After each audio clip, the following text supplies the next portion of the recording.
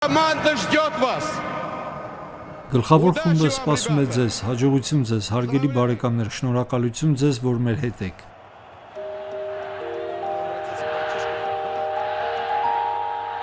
Атакует Спартак. Мяч попадает Симоняну. Прорыв.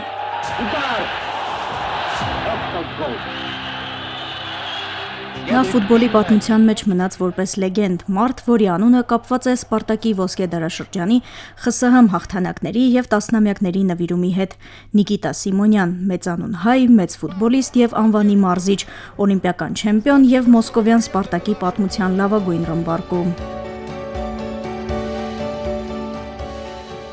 Նիկիտան ծնվել է Կրասնոդարի Արմավիր գյուղում, 4 տարեկան էր, երբ ծնողները տեղափոխվեցին Աբխազիա։ Վաղ տարիքից է զգացվել նրա սերը ֆուտբոլի նկատմամբ, սակայն հայրը ֆուտբոլի մասին լսել չէր ուզում եւ ինչպես Սիմոնյանն է պատմել, մի լավ պատժում էր, քանի որ այն ժամանակ հեշտ չէր մարզահագուստ ձեռք բերելը, իսկ խաղը առանձնապես ընկալված չէր։ Պատրում էր մարզակոշիկներս ու ոչ միայն եւ հարկ էր լինում գնել նորը ու միշտ բղավում էր, երբ ես դադարելու այդ խուլիգանական խաղը խաղալ։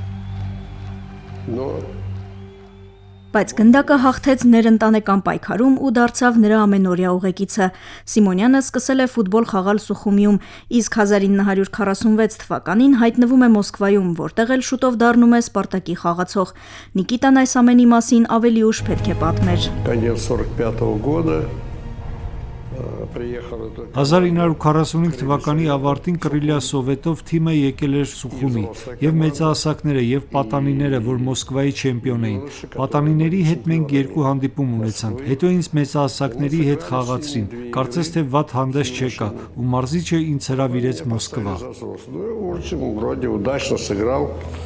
Ну и меня тренеры пригласили в Москву.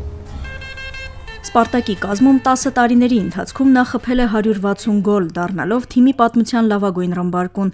3 անգամ դարձել է ԽՍՀՄ առաջնության լավագույն դիպուկահար, 4 անգամ երկրի չեմպիոն։ Նրա խաղաոճն առանձնանում էր տեխնիկայով, բայց մասնագետներն ամենից առաջ առանձնացնում էին նրա խաղային ինտուիցիան եւ ճիշտ վայրկյանին ճիշտ տեղում լինելու ունակությունը։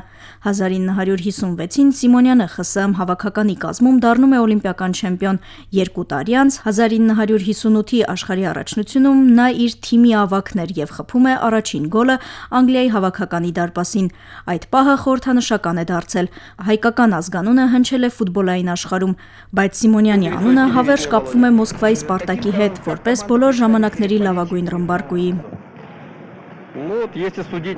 Ակտիվ կարիերայից հետո Սիմոնյանը շարունակեց նոր ուղով մարզչական աշխատանք։ Նրա գլխավորությամբ Սպարտակը ԽՍՀՄ չեմպիոն դարձավ 1962 թվականին, 1973 թվականին Երևանի Արարատի մարզիչն էր, երբ թիմը դարձավ խորհրդային միության չեմպիոն եւ գավաթակիր ու մինչեւ օրս այդ հաղթանակը դեռ արդի է համարվում։ Սիմոնյանը կարողանում էր ոգեշնչել, կառուցել թիմ եւ խաղացողների մեջ տեսնել ներուժ, որը մյուսները չէին նկատում։ 1990-ականներից Սիմոնյանը Ռուսաստանի ֆուտբոլային միությունում էր, Ռուսաստանի ֆուտբոլային միության փոխնախագահ, երկիրը ներկայացնում էր UEFA-ում եւ FIFA-ում։ Նրա կարծիքը կշիռ ուներ նաեւ միջազգային ասպարեզում, իսկ հեղինակությունն օգնում էր ռուսական ֆուտբոլին բարդ ժամանակներում։ Я говорю только с Хаем. 100% россияне. Սիմոնյանը միշտ հպարտացել է հայկական արմատներով, նա աջակցել է Հայաստանում ֆուտբոլի զարգացմանը, մասնակցել մարզիչների պատրաստմանը։ 2011 թվականին Հայաստանի Հանրապետության նախագահի հրամանագրով հայկական ֆուտբոլի զարգացման գործում նշանակալի ավանդի համար պարգևատրվել է պատվո շքանշանով։ 2013-ին հայկական ֆուտբոլի զարգացման գործում նշանակալի ավանդի եւ փայլուն նվաճումների համար պարգևատրվել է հայրենիքին մատուցած ծառայությունների համար առաջին աստիճանի մեդալով եւ շքանշանով։ Ինձ համար մեծ պատիվ է Նիկիտա Սիմոնյանի հանձնել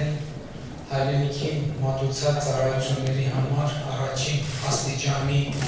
շքանշանը։ Ես ծնվել եմ 1975 թվականին եւ այն ժամանակից, երբ ինքս ինձ հիշում եմ, որ մեր ընտանիքի միջավայրի բոլոր առիթների, սեղանների շուրջ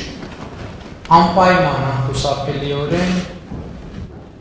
ինչ-որ մի պահի խոսակցությունը հասել է Արարատ 73-ին և հասել է Նիկիտա Սիմոնյանին։ Почетное звание «Заслуженный работник физической культуры Российской Федерации». Ռուսաստանի Դաշնության նախագահը Սիմոնյանին Ռուսաստանի աշխատանքի հերոսի կոչում է շնորհել։ Президенту Российского футбольного союза.